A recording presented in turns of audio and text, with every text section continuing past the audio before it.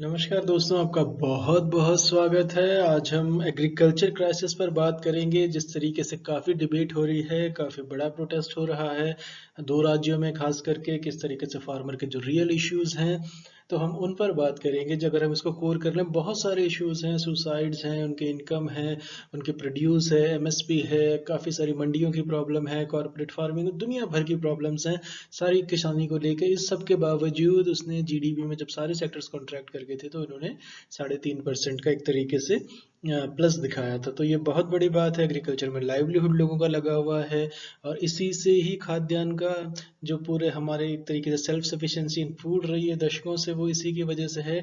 और यहाँ पर हमेशा प्रोड्यूस ज़्यादा होता है, जिसकी हम तारीफ भी करते हैं। तो अगर इसमें थोड़ी सी इनिशिएटिव्स में चेंज हो जाए, थोड़ा सा सरकार इसमें एक ह्यूमैनिटेरियन अप्रोच ले ले, ह्यूमेन अप्रोच से इसको देखें, प्रॉफिट मोटिव पे ना चले जाएं, तो ये मुद्दे हल हो सकते हैं। पूरी दुनिया में हुए हैं। लेकिन ये एग्रीकल्चर का जो इशू है, चाहे आप यूरोपियन कंट्रीज लें, वेस्टर्न कंट्रीज लें, ओईसीडी की रिपोर्ट्स है, 200 से 600 बिलियन डॉलर सब्सिडाइज्ड है ये वेस्टर्न कंट्रीज के अंदर, जो कैपिटलिस्ट इकोनॉमीज है, जहाँ पर फ्री मार्केट्स ब्ला ब्ला।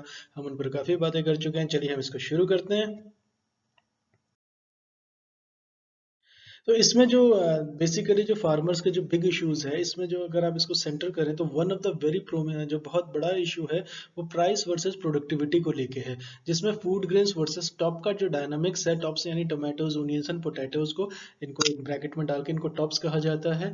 तो टॉप्स की जो प्रोड्यूस होती है, इसके अलग डायनामिक्स हैं, उसको भी हम डिस्कस करेंगे चार्ट्स में। इसमें नोबेल प्राइज विनर जो हैं, 2009 में उनको नोबेल प्राइज मिला था, उनके काफ़ी अच्छे ऑब्जर्वेशन हैं इनको लेके। हम उन पर भी बात करेंगे। हम इसको सुलझाने की कोशिश करेंगे कि इससे कोई रियल सब्सटेंस निकल कर के आए, इससे कुछ हल हो।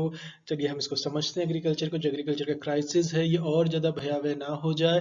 ऑलरेडी इसमें जो सुसाइड हैं लास्ट 15 ईयर्स में, 3,55,000 लोगों ने खुद को फांसी लगाई है। ये बहुत दर्दनाक है। और मज़े की बात यह है कि लोगों को पता ही नहीं है कि विदर्भ का सुसाइड क्यों है, आंध्र के सुसाइड में डिफरेंस क्या है। बहुत सारे मुद्दों के बीच में चलिए हम इसको शुरू करते हैं। हम इसको वन बाय वन लेके चलेंगे, इसके सारे टॉपिक्स को। इसमें देखिए, जो सबसे पहले जो इंडियन फार्मिंग, अगर आप एग्रीकल्चर मॉडल की बात करें, तो हमारा जो है, इस पे किसी सरकारों ने ध्यान नहीं दिया। इसके लिए सारी सरकारों को जिम्मेदारी लेनी पड़ेगी कि उन्होंने इस सेक्टर को इसके हाल पे छोड़ दिया। हमारा इरिगेशन एक तरीके के बहुत ही, जिसको कहते हैं, बहुत ही दर्दनाक स्थिति में है। फार्म में जो फर्टिलाइजर्स का जो प्रॉब्लम है, इनपुट सब्सिडीज का है, फिर डब्ल्यूटीओ का प्रेशर जो है, डब्ल्यूटीओ का प्रेशराइज है, इंडस्ट्रियलिस्ट कंट्रीज का प्रेशराइज है, अपने मार्केट्स को खोलें। फिर जिस तरीके से वायदा कारोबार है, जिस तरीके से एग्रीकल्चर एक्सपोर्ट्स का है, फिर जैसे टॉप्स का भी मुद्दा है, तो हम इनको एक सिलसिलेवार तरीके से, अगर हम इन्हें दो वेज हम इसको ले लें, जो प्रोडक्टिविटी और प्राइस का जो इश्यू है इनका, हम उसी पर बात करते हैं यहाँ पर।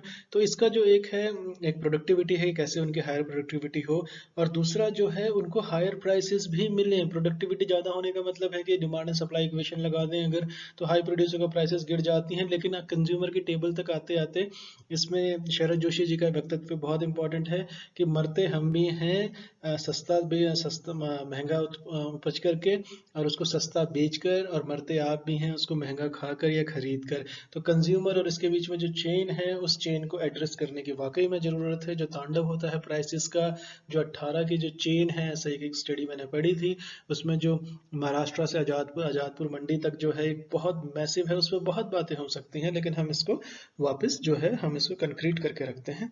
तो इसमें जो फार्मर्स की जो इनकम होगी, बेसिकली अगर जो वेज है, वेज टू हायर प्राइसेस, जो रास्ता है, वो यही होगा कि इनकी जो रिटेल प्राइसेस के अंदर फार्मर का जो है, कि वो शेयर को बढ़ाया जाए। अब ये कैसे होगा, इसके लिए भी बहुत तरीके हैं। एमएसपी रूट से है, जैसे कि फूड ग्रेन्स के साथ होता है, अलोंग विद प्राइस सब्सिडीज को अगर हम दे दें किसानों को, इससे डेफिनेटली उनको बेहतर मिलेगा।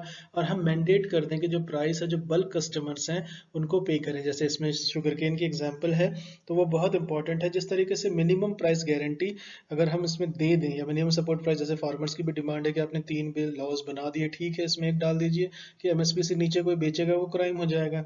तो जो थर्ड ऑप्शन है, जिस तरीके से फार्मर्स जो हैं खुद को जिस तरीके से मैं सेकंड वाले की बात करते हैं, जो मिनिमम प्राइस है, जैसे बल्क कस्टमर्स हैं शुगर मिल्स को, उनको देना पड़ता है। तो इसका एग्जांपल है, मैंने इस पे शुगर केन पे पूरी स्टडी की है, उनका जो बकाया है राज्य दर राज्य का, उसमें कैसे इंक्रीज हुआ है। यूपी का जो है कि 10,000 करोड़ के ऊपर का बकाया है, तो उसका जो डायनामिक्स है प्लीज वो लेक्चर देखिएगा। इसके बाद हम अगर तीसरे ऑप्शन पे चलें, तीसरा ऑप्शन है कि फार्मर जो है अपने को ऑर्गेनाइज कर लें कोऑपरेटिव्स में। तो उससे क्या होगा, सैद्धांतिक तौर पर एटलीस्ट इन थ्योरी, हम इसे ओवर सिंप्लीफिकेशन कर रहे हैं, मैं जानता हूँ इस बात को, लेकिन समझने के लिए आज से इंपॉर्टेंट है। जैसे सो मिडिल मैन कट हो जाएगा, और जो कैप्चर होगा ग्रेट वैल्यू, जो प्रोसेसिंग होगी रॉ आउटपुट की, जिसका जो बहुत ज्वलंत एग्जाम्पल है, बहुत अच्छा एग्जाम्पल है, जैसे कि मिल्क कोऑपरेटिव्स है। तो जो ग्लोबल सक्सेस स्टोरीज रही हैं कोऑपरेटिव एक्शन की, इसका एग्जाम्पल जो है केस स्टडी के तौर पर इसे जरूर पढ़ना चाहिए, इसे समझना चाहिए, तब हमें पता चलेगा कि खेती की दुश्वारियां क्या और उसके सक्सेस के रास्ते कैसे हैं। तो इसमें एक स्टडी मेरे ध्यान में आती है कि जो कैलिफोर्निया के ब्लू डायमंड्स एलमंड्स हैं और जो नॉर्वियन सैल्मन्स हैं, इन्होंने किस तरीके से खुद को कोऑपरेटिव में बदल के उसे प्रॉफिट मेकिंग बना दिया। ये दो स्टडीज आप प्लीज पढ़िएगा। चलिए हम आगे चलते हैं। तो फूड ग्रेन के अंदर जो सब्सिडी आती है, इससे जो फार्मर को जो प्राइस मिलता है वो रफली जो इक्वल होता है वो रिटेल मार्केट प्राइस का होता है।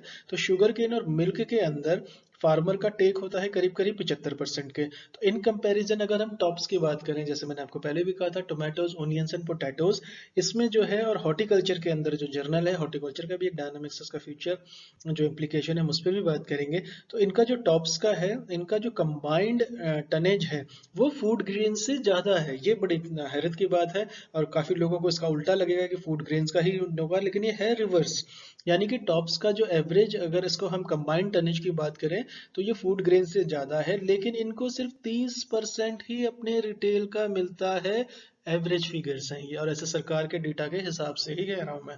तो जो रेस्ट है ये सक्सेशन मिडिल मैन को जाएगा ऑब्वियसली।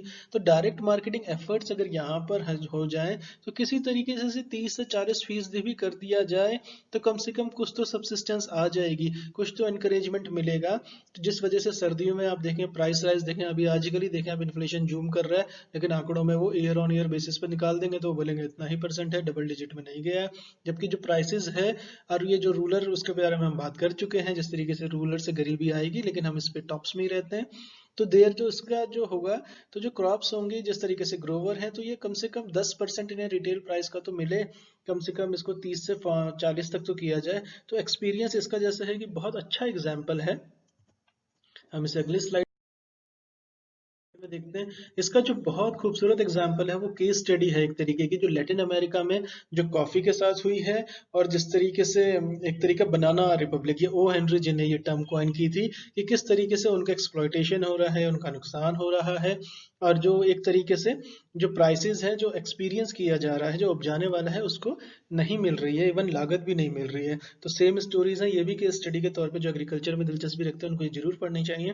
तो इसके बाद जो अगर हम वेरिंग परसेंटेज अगर हम क्रिएट करते हैं, तो एक तरीके का प्राइस बाइस आता है, यानी कि जो प्राइसेस हैं उसको लेके एक विरोधाभास की स्थिति उत्पन्न हो जाती है क्रॉप्स के अंदर ही। यानी जो फार्मर का शेयर है, जिसमें फार्मर का शेयर जो है हायर ग्रेडर की तरफ जाना चाहिए, लेकिन ये हो जाता है रिवर्स। तो जैसे आप एग्जांपल लें, केस स्टडी के तौर पे ले लें, जैसे शुगर केन और पैडी का है, अगर ये प्रॉफिटेबल है, तो फार्मर्स क्या है कि इनको बहुत ज़्यादा ग्रो करने की कोशिश करते हैं, इवन वाटर स्केर्स एरियाज में। अब इसका एक एग्जाम्पल मैं आपको और देता हूँ शुगर केन का। जिस तरीके से महाराष्ट्र में बारिश का प्रॉब्लम है, विदर्भ में जो ड्रॉट आई है, लेकिन वहां पर शुगर केन मिले बहुत ज़्यादा हैं, इसका साफ मतलब है। और नितिन गडकरी जी की तो खुद की कंपनी है जो शुगर केन सैपलिंग्स लगाती है, सारे महाराष्ट्र में उसकी सप्लाई है। तो बेसिकली वो सारा जो कैश क्रॉप की तरफ वो जा रहा है सारा पानी, एक वन ऑफ द फैक्टर्स, इसको भी एड्रेस किया जाना चाहिए। तो जो फार्मर को जो इनिशिएटिव इंसेंटिव मिलेगा, अगर टॉप्स में ज्यादा मिले तो वो उसकी तरफ चले जाना चाहिए। तो इसको थोड़ा सा अगर रैशनलाइज कर लिया जाए, तो इससे किसानों का भी भला होगा, प्राइसेस का भी, कंज्यूमर्स का भी, और सरकार को भी इससे सहूलियत होगी। तो जो एक्सपीरियंस किया जाता है वो हकीकत में, और जो एकेडमिकली हम जो बोलते हैं ओवर सिंप्लीफिकेशन कर जाते हैं चीजों का, वो धरातल पे आने में उसके बीच में जो गैप है उसको भी पाटना जरूरी हो जाता है समटाइम्स। तो जो अगर इंडिया की अगर हम बात करें, तो जिस तरीके से सरप्लस है बोथ का सारी अदर क्रॉप्स में है, ये किया जा सकता है।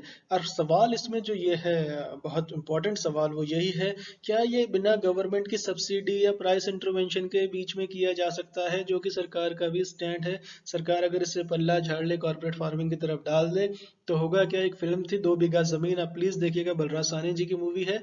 उसमें वो अपने ही खेत को मिट्टी बाद में लेते हैं उनसे बेचे, वो बहुत क्लासिकल एग्जांपल है किस तरीके से जो मालिक था वो वक्त गुजरने के साथ वो फिर कोलकाता जाते हैं, रिक्शा चलाते हैं, कर्जा चुकाते हैं, वो नहीं हो पाता है तो वो अपनी ही भूमि से बेदखल हो जाते हैं या उस पर ही मजदूर कैसे बन जाते हैं। वो पिक्चर बहुत क्लासिक है और यकीन नहीं होता कि वो इतनी साल ब्लैक एंड व्हाइट मूवी है और वो उसमें जो आज की हकीकत दिख रही है हमें वो उस वक्त से उनको पता थी।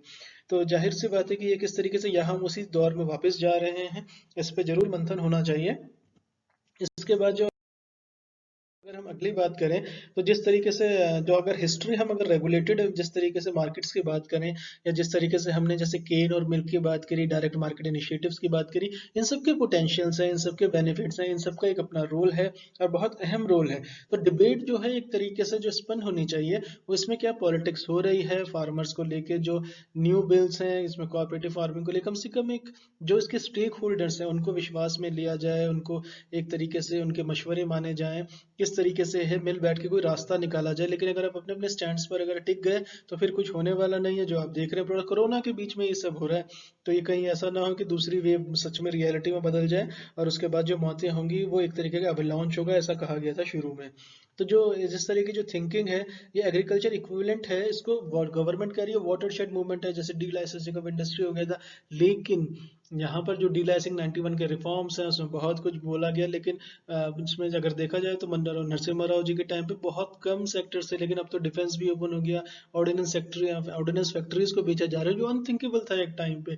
आपके जो डिफेंस, इवन इसरो तक के साथ प्राइवेट पार्टनरशिप की बात हो रही है, सबमेरिन से प्राइवेट बना रहे हैं, तो बहुत कुछ हो रहा है। मैंने कल ही एक फीचर किया है किस तरीके से $130 बिलियन का जो डिफेंस मैप है जो 2012 में शुरू हुआ था, इसलिए 7-8 सालों के अंदर किस तरीके से उसमें खर्चा होना है, इसराइल का कॉपरेशन, आप प्लीज वो भी देखें। लेकिन कहने का मतलब ये है कि हम क्या करना चाहते हैं अपने किसानों के साथ जहाँ पर लाइवलीहुड है, जो लाइफ लाइन है इस नेशन की। तो अगर हम हिस्ट्री ऑफ रेगुलेटेड मार्केट्स देखें, इसमें हम शोध इस पर जरूर करना चाहिए। अगर आप हिस्ट्री ऑफ मार्केट्स देखें तो जिस तरीके से रेगुलेटेड है तो जो पोटेंशियली जो विक्टिम्स होते हैं इसके जो होने किसान या गरीब आदमी ही होना है। तो फिर जैसे मार्केट है, जैसे कॉटन का जो क्रिएट हुआ था ये 1897 की बात है, जिसमें टेक्सटाइल मिल जो मैनचेस्टर में थी ये क्या करती थी, पुणे से जिसको कहते हैं आपका एक प्योर कॉटन इंडिया से आती थी, फिर वापस वही आता था। बहुत फेमस स्टडी है, प्लीज देखिएगा। लेकिन एग्जाम परस्पेक्टिव से ये है कि जो कॉटन का था वो क्रिएट हुआ था 1897 के अंदर। इसके बाद एक सेंचुरी के बाद तक जो रेगुलेटेड मार्केट्स थे वो मल्टीप्लाई हो गए कम से कम 8,000 के करीब में। और उन्होंने जो ऑफर किया वो था स्टैंडर्ड वेट्स हुए, जिस तरीके से ग्रेडिंग ऑफ प्रोड्यूस हुई, उसका मापन हुआ, उसमें क्वालिटी इंप्रूवमेंट हुआ, उसकी ट्रांसपेरेंट प्राइसिंग की, इस तरीके से उसको और बेहतर किया गया। लेकिन जो फेल हुआ उसमें जो बिकॉज ऑफ जिसको कहते हैं पुअर मैनेजमेंट प्रैक्टिसेस सेट हो गई, फिर उसमें वेस्टेड इंटरेस्ट हो गए, फिर करप्शन ऑब्वियसली, फिर प्राइस मैनिपुलेशन हुआ उसके अंदर, फिर एक्सेसिव फीस और टैक्सेस लिए गए, फिर एक्सप्लॉयटेशन एंड में पुअर फार्मर्स का ही हुआ। और इसी तरीके से एक केस स्टडी बहुत इंपॉर्टेंट है, जैसे आप सामने देख रहे हैं कि कॉफी की जो बात आती है इसमें जो था कि साउथ इंडिया के जो कॉफी ग्रोअर्स थे इन्होंने प्राइस रियलाइजेशन के लिए रेबल किया था जो एक्सप्लॉइटिंग ट्रेडिंग रूल्स थे कॉफी बोर्ड का 1980s के अंदर। ये बहुत क्लासिक स्टडीज है, हर किसी को एग्रीकल्चर में ये पढ़नी चाहिए।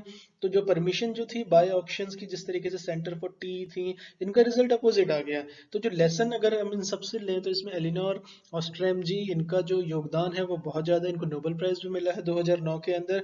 इन्होंने जिस तरीके से कहा है कि जो गवर्नमेंट्स होती हैं वो एक तरीके से चार्ज करती हैं कॉमन रिसोर्सेज पे, तो इसमें एक आर्ग्यू इन्होंने एक डिबेट ओपन की थी कि जो रिसोर्स अरेंजमेंट है क्या जो प्रैक्टिस में होता है क्या वो थ्योरी में काम करता है कि नहीं करता है। इसका बैकड्रॉप में आप इनका लेक्चर सुने, आप इनकी किताबें पढ़ें, आपको काफ़ी कुछ उसमें आपको हेल्प होगी, आपको एक इंसाइट मिलेगी, वाइटल इंसाइट मिलेगी आपको। तो गवर्नमेंट ने जो थ्योरी में कहा है जिस तरीके से फार्मर्स को बिल्कुल फ्री कर दिया जिसे बेचना चाहें, लेकिन आप देखें कोई किसान ले जा सकता है, आज वो मना कर दे खरीदने वाला, क्या वो कल उस कहाँ सड़क पे तो उसको रखेगा नहीं। तो किस ये एकेडमिक सेंस में इसका ओवर सिंप्लीफिकेशन है। फिर जिस तरीके से कॉर्पोरेटिव फार्मिंग के जो इश्यूज हैं इसको लेके काफ़ी बातें हुई हैं, इसको लेके विरोधाभास भी काफ़ी है। जिस तरीके से मोंगा में अडानी जी का आ गया, सिंगरूर में आ गया, 18 और बन रहे हैं जो वेयर हाउसेज, और उनके पास जिस तरीके से ट्रेनें हैं, 6 मालगाड़ियां हैं, जिस तरीके से उन्होंने तो लिस्टिंग भी करवा दी थी इसकी। तो जो ये सब हो रहा है, क्या हम कॉर्पोरेट फार्मिंग की तरफ ठीक है बिल्कुल जाएं, लेकिन किसानों की कम से कम कीमत पे तो ना जाएं। एक जिसको कहते हैं, हम एक उसमें कॉन्फ्रेंस में गए थे तो वहाँ किसी एक सज्जन ने कहा था जो बहुत एक्सपर्ट है, उन्होंने कहा था कि जो आप ये जो खा रहे हैं प्लेटों पर जो एक तरीके का जो नहीं खाया जाना चाहिए, वो उनकी बोटियां हैं किसानों की, जो उनके हार्ट प्रोड्यूस किया गया, उनका ब्लड है वो। तो कम से कम एक ह्यूमैनिटेरियन अप्रोच, एक ह्यूमन अप्रोच अगर हम दिखाएं, हमारे ही लोग हैं, हमारे ही देशवासी हैं और इतने साल भारत को आत्मनिर्भर बना के रखा है, तो जय जवान जय किसान होना ही चाहिए। लेकिन अब देखें इसका आगे क्या फॉल आउट होता है, लेकिन उम्मीद अच्छे की है। तो इस सेक्टर में जरूर तरक्की करें, ओपन करें मार्केट्स, एक्सपोर्ट्स करें, डब्ल्यूटीओ की बातें माने कुछ ना माने, लेकिन अपने नेशनल इंटरेस्ट की कीमत पे नहीं। हमारे फार्मर्स हमारी लाइफलाइन है, वाइटल है, और इस देश के लिए जो एक तरीके से जो हमें फ्यूचर में ले जाएंगे, फूड सिक्योरिटी पे ही कहीं प्रश्न चिन्ह न लग जाए हमारे इस एक तरीके मिस एडवेंचर के तौर पे देखा जाए कोऑपरेटिव फार्मिंग को। चलिए, thank you so much for listening. नमस्कार दोस्तों।